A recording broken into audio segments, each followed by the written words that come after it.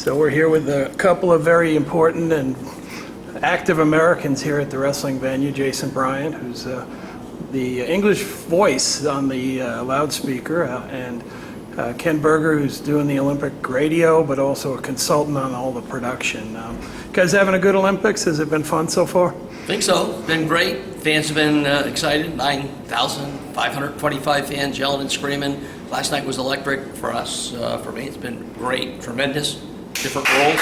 We do whatever it takes to make it happen exciting.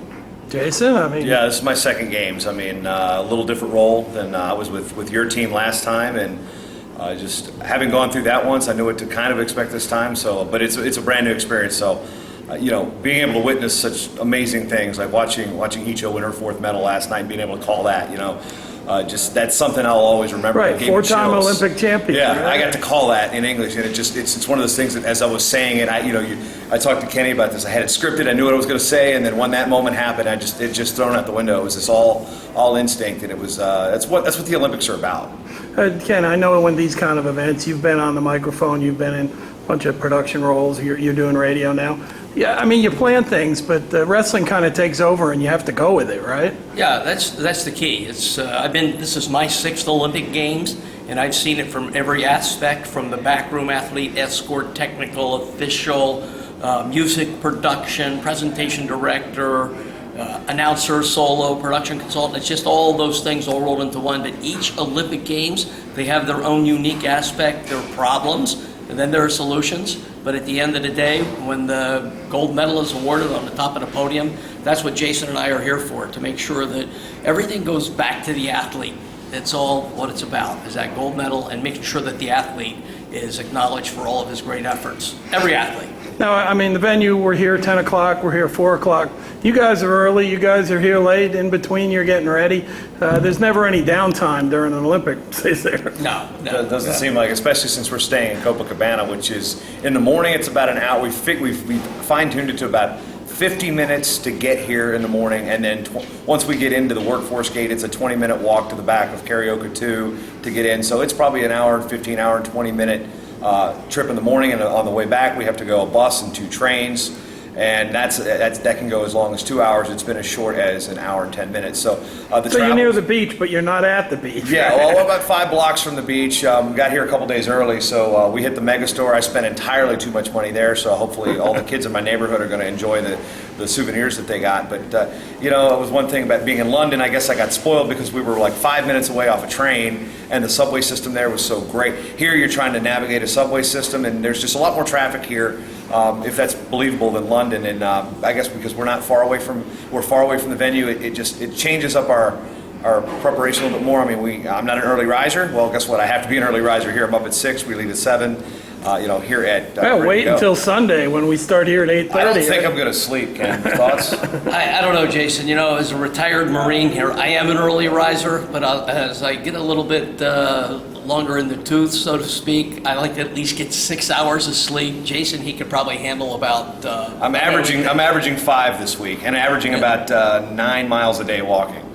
So, and Jason, you have so many roles here, but in this one, it's pretty straightforward. When someone hears English, they hear you, right?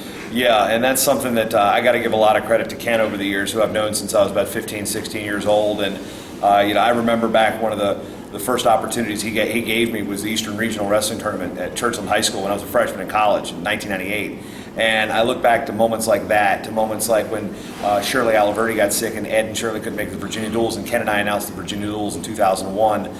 Brian Hazard bringing me down from Pennsylvania to announce the Virginia State Tournament in 2007. So, and you even give me the opportunity during vacation time to announce the Midlands, to get me back into announcing in the college level. So, all of this is other people have contributed to it, and to know that I'm 36 years old. I turned 37 in 2 days. My birthday is going to be at the Olympics. I'm going to be announcing the Olympics on my birthday, and it's like, wow, yeah, okay. You come into this tournament, you're hearing me. That's just kind of mind blowing to think about.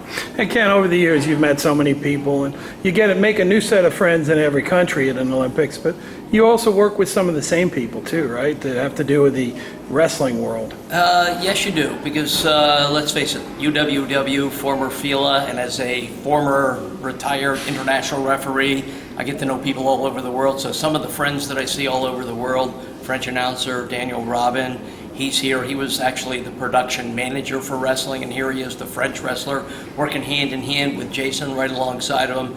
So it's indeed Gilles, who is in charge of wrestling here. He was the assistant manager at London.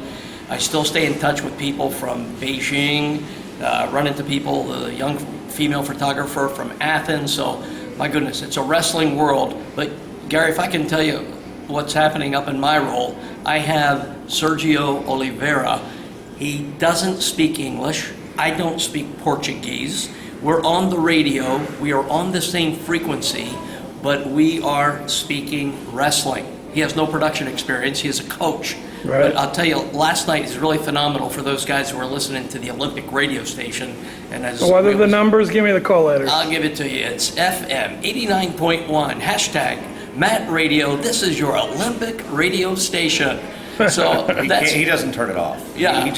That's how he speaks. But that's, honest to God, Sergio, who's a coach, no broadcasting experience, we hung out for 6 days before this and we planned our attack. And this guy has taken off. He's through the top and he's just loving it.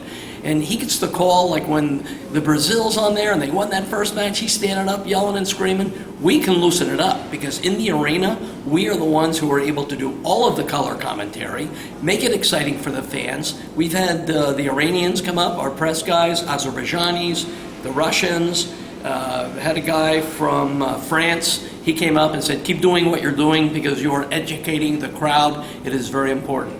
I can be me, I can be crazy.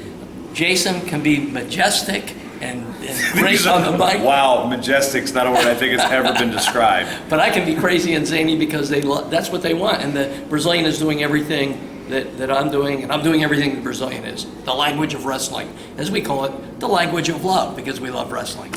Yeah, and you guys are non-biased, working professionals, but might be fun to see the old national anthem and U.S. flag raise sometime the next couple of days, huh? Last night with Icho, as I said, I had my script ready, and it wasn't even. I don't think it was Icho that got me a little choked up. I think it was watching the Japanese flag raise and watch Eri Tosaka, who's basically she swept the quad. I mean, she won the world's 13, 14, 15, and won the Olympic Games. Like I remember Julia Salata tweeted right about it immediately, and I mean not just because she's standing behind us, lurking here, but I'm sitting there and I'm watching the flag go up, and you can see her lip quivering with emotion, and that was one of those things that I teared up when Jordan Burroughs won the world title.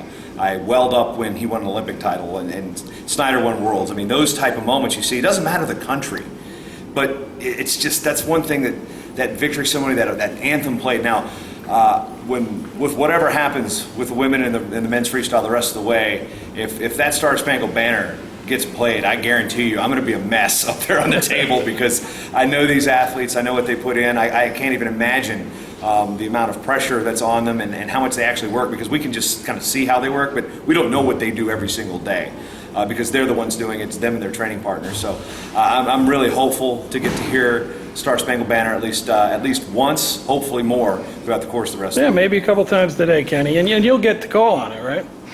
Yeah, I mean you'll be making it. He's going to be doing it. I get to say from the United States of America. Hopefully I'll get to say. Yeah, that. but I mean with the radio show, you'll be telling everyone about these athletes. Yeah, and I get to do the call there inside the arena for everyone. So, and we get to hear it not only in English, and we also get to hear it in Portuguese from Sergio. Katie Couric is calling me, Gary. I don't know how much longer we have here, but I have to get out on the television for that pre-interview. The Brazilian. So yeah, no, I call her the Brazilian pre. She's She's like, Katie Ken, Couric. she's waving to me in the background. We do a little pre-show where we talk about the rules. Today I'm going to highlight the athletes out in the arena and the television for the Olympic TV station. So, yeah, well, we all have to get to work. So thanks, guys. Awesome. Thanks, Gary. Appreciate it. all right.